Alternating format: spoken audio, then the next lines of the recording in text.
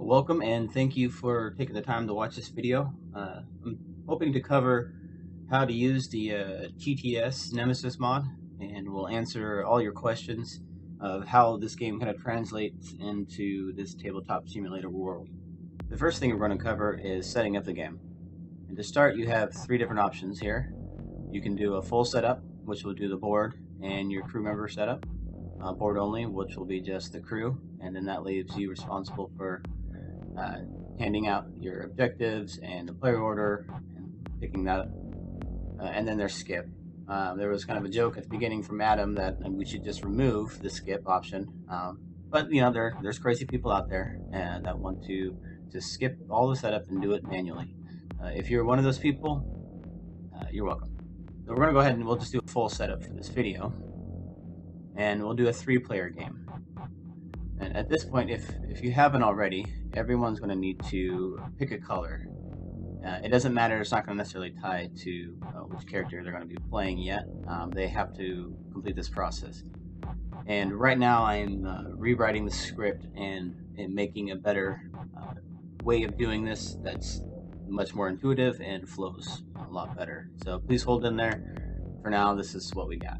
Alright, so once everyone has picked a color, they'll be able to manipulate these pods here. And each player will pick one of these pods. And once you've claimed one for yourself, you just right-click and search. And this is going to show you your objectives and the player order that you're going to be in. So right off the bat, everyone will need to reveal what player order that they are in. It looks like I am going to be number 3. So, while number 1 and number 2 are reading their objective cards and picking their players, I will be reading mine. The good thing to do is if you hold down Alt, you can scroll in and you can make these bigger if you want to read them. So, you can just read through your objective here, and let's see. Sounds like a good one for a soldier. So, hopefully, the soldier will be left over. So once they have picked theirs, I'm going to just grab my turn order card, place it there, and then pick my primary objective, drop it on that spot, and you can see it comes out upside down, so nobody will know what I'm up to, what my secret is. And if you ever need to take a look at it, you just mouse over the top of it, hold down Alt, and then hit Shift, and it will show you what's underneath.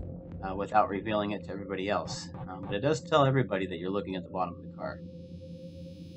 You can also flip these too if you want to see the back side to help you through turn order. Alright, so now once everybody has selected their players and their objective, go ahead and just hit begin game, and that will clear those out of the way, and you are ready to play. I'm going to show you how to check the engine status. And it's almost the same way as checking your primary objective in a hidden way. You just mouse over and you hit Shift, you'll see that the engine is working. Now let's check this other one here. Engine's working. Alright, what are the chances of all 3? Now look at that. Looks like everything's working and all is fine. So let's say these were broken. In order to change them, you'll just need to right click and do a search. And it's going to show you the 2 cards. This is basically a deck, and there's 2 cards, and when you Alt-Shift click it, it's going to show you the card that's on the bottom. And you can see here, the working engine is in the bottom. And sorry they're upside down, we'll get those fixed in the future. But you can see here, engine damage is the top card of this deck. So let's say I want to be mischievous, and say, hey, this engine's broken, I'm going to go ahead and fix it. Because I want the ship to blow up because I want to kill the queen. So I now just moved the damage to the bottom, and they don't know any better, and all that they saw was I was just searching and looking. So if you mouse over and Alt Shift, now you can see that the engine is in fact damaged, and that means I'll need to move up here and search. And let's damage that one. So whatever card is in the number 2 slot is the status of the engine. And if you need help to remind you during the game, whoa, sorry, that's a little zoomed in there. You can just Alt click over this, and it will kind of walk you through how to look at those again. And it's also the same for the coordinates card too. If you want to see what these coordinates translate to, you can just Alt and Shift click.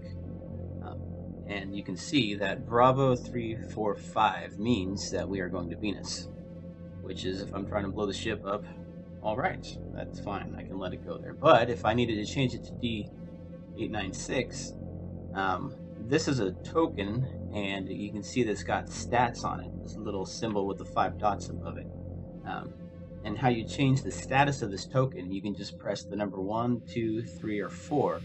And right now it's on status number 2 out of 4.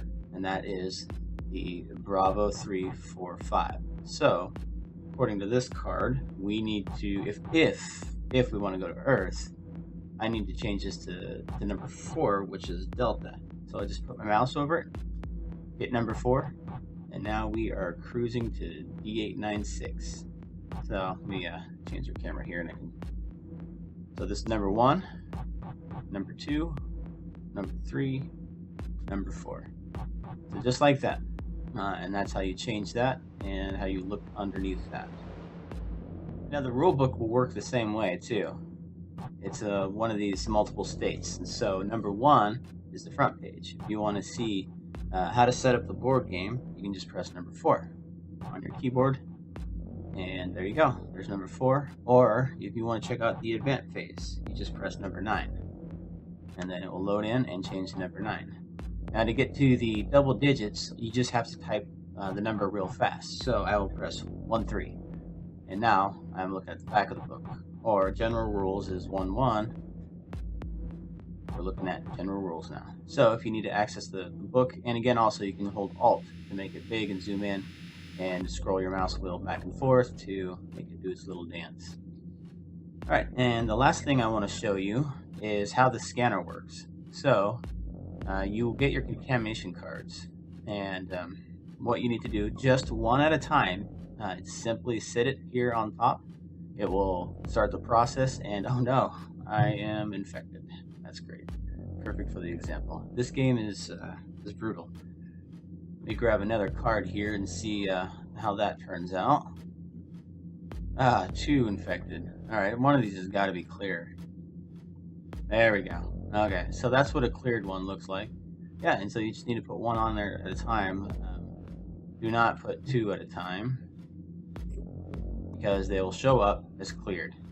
It's important that you do 1 at a time, and you can see there it's breaking stuff.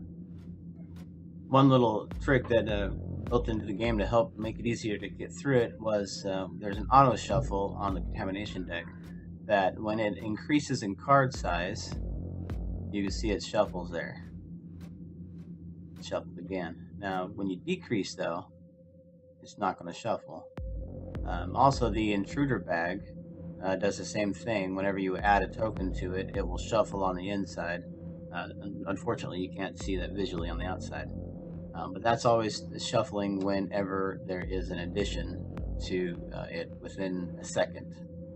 One last thing I wanted to show you was a neat little trick that I picked up.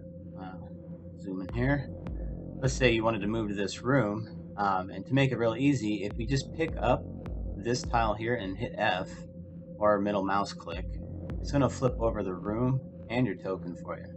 So that will make that a lot easier and move along pretty quick. One thing though, if you have your character on top and you do the same thing, it flips it upside down too. That's just one flip to get through that. So I hope that helped you guys out. Thank you for playing. This has been a fun game to play and mod. I just want to thank the team that I have, Represent, helping me do pretty much everything that you guys see here. He's imported in, and I've just been the monkey in the back working on the code. So thank you guys so much for playing and subscribing to the mod, and thank you Awakened Realms for making this great game, and Adam, you're a great game designer. I didn't know it, but I've always wanted to play this type of board game. Thank you for recreating this. Some of my favorite movie genres are just I can be in that movie, and it feels so thematic. Sometimes it's scary. Thank you for taking the time to watch this video, and fly safe.